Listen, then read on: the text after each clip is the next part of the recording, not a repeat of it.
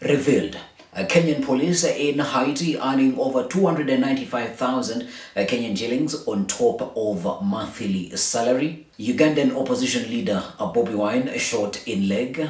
The party has said why Nigeria's Mr. Flagman has taken over a year to be buried, and Ugandan athlete in hospital after attack in Kenya. This is Alan Herbert today. Before we start, if you are here for the very first time, do this. Subscribe and turn on the notification bell, and you'll always be number uno to be notified when we put out a new video. To start it off officially, revealed police in Haiti earning 295,000 on top of normal salary. How do they get to this 295,000? This is after the Secretary of State of the United States, that is Anthony Blinken, ordered the release of 109 million US dollars. This is an equivalent of about 14 billion Kenyan shillings, and this was to pay the UN-led peace mission in Haiti. Remember, Kenya is leading this now. This revelation of 295,000 payment to the Kenyan police in Haiti comes at a time where reports resurfaced last month that family members of the police officers in Haiti had not received pay of over 2 months. Now, the news that we have is that they have received the salaries of they have received a 1 month salary, and they are awaiting to receive the next batch of payment, which hasn't been released just as yet. But 295,000 Kenyan shillings, that is quite something if they are getting it in full pay without any carry stuff on top of that. I went from that now to Ugandan opposition leader Bobi Wine shot in leg. His party has said, now these are the full details of this story. Remember, Bobi Wine, who is exactly Bobi Wine? He is not a person that needs to be introduced to anybody. Bobi Wine is you would say controversial, but he is the official opposition leader in Uganda, and he ran in the recently held elections in Uganda. That is against Yoweri Museveni, who has led the country for over 40 decades. And Bobi Wine was shot yesterday in Kampala, or it is said that he was shot yesterday in Kampala, and the reports are not clear just as yet.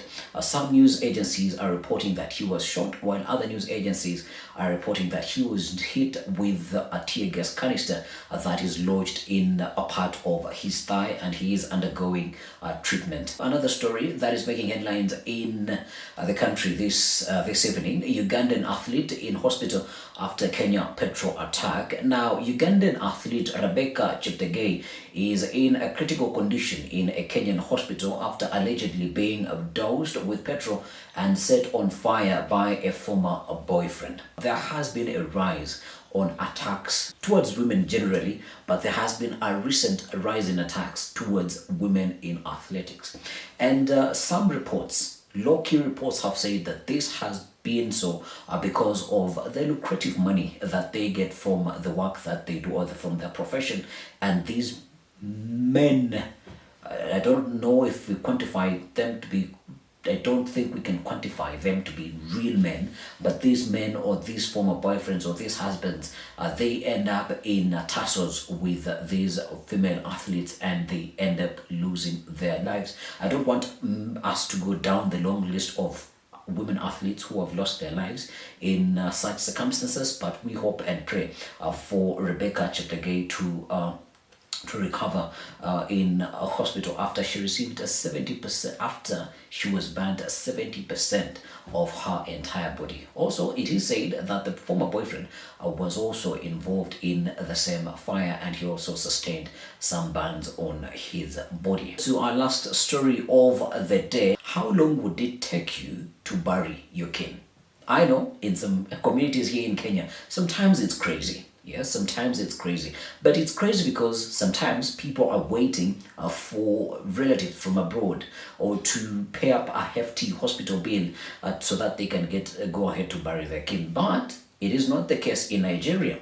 The family of the man who designed Nigeria's national flag have said they have given up waiting for a promised state funeral a year after he died Instead, Taiwo Michael, who died a year ago, aged 87, is going to be buried this week in Oyo State, where he lived. Known by many as the Mr. Flagman, and whose house was painted in the distinctive green and white colors of the national flag, was a humble man. But his son hopes that during his send-off, which Oyo State has agreed to fund, he will be remembered for the design that became a symbol of united Nigeria. As you wait for a national hero to be buried after a long period, a year to be specific, the president of Nigeria, Bola Tinubu, just decided to spend a little bit, not a little bit, a few millions of dollars on a new private jet. Yeah, you might ask, Alan, what is the correlation between the president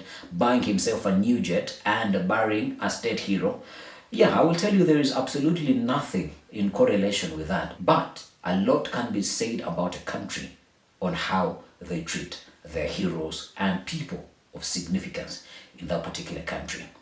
We hope that Mr. Flagman gets a proper send-off in Oyo State, and we hope that you have enjoyed the episode this evening. Do this. If you are here for the very first time, do not forget to subscribe and turning on the notification bell, and you will always be number uno to be notified whenever I will drop a new video.